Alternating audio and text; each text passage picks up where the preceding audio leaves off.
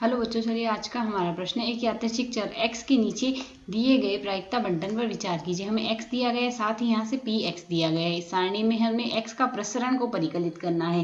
तो यदि हम यहाँ से x का प्रसरण देखें तो हमारे पास x का प्रसरण का सूत्र क्या लिखा जाएगा इस प्रश्न को करने हैं। तो हमारे पास यहाँ से हमारी मुख्य अवधारणा रहेगी। मुख्य अवधारणा यहाँ से हम लेकर चलेंगे।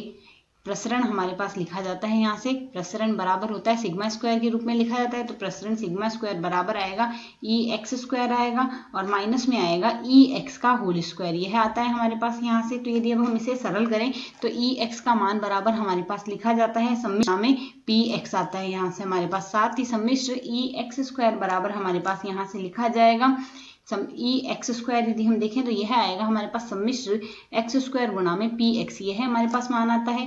तो यदि अब हम यहाँ से दिए गए पद के अनुसार देखें तो हमें x के मान दिए गए हैं। x बराबर हमें यहाँ से क्या दिया गया है, x का मान है 0, 1, 2, 3 व 4, यही तो मान हमें यहाँ से दिए गए हैं।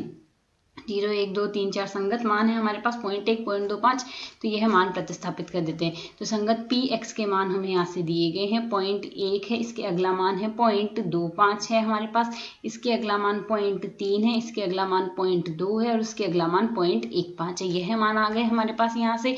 अब यदि प्रश्न के अनुसार हम देखें तो हमें यहाँ से एक्स पी एक्स ज्ञात करना है। तो एक्स पी एक्स, एक्स गुणा में पी एक्स का मान आएगा 0.1, 0.25 आएगा, इसके अगला मान आएगा 0.6, 0.6 और इसके अगला मान आएगा 0.6, यह आ गया हमारे पास। इसी प्रकार यदि हम यहाँ से एक्स स्क्वायर को गुणा कर दें पी एक्स से तो यह मान हमारे पास क्या आएगा, यह तो मान हमारे पास यहाँ तो 0 ही आएगा ना, यह मान तो हमारे पास 0 ही आएगा, 0.1 नहीं 0 ही आएगा क्योंकि 0 से गुणा हो रहा है। ठीक इसी प्रकार यह भी 0 आएगा, यह 0.25 ही आएगा, यह आ जाएगा हमारे पास 1.2, इसके अगला मान 1.8 और इसके अगला मान 2.4 हो गया। अब यदि हम यहाँ से इन सब का योग कर लें तो यदि हम यहाँ से इसका योग देखेंगे तो हमारे पास यहाँ से योग का मान क्या आ जाएगा, 5.65 आ गया।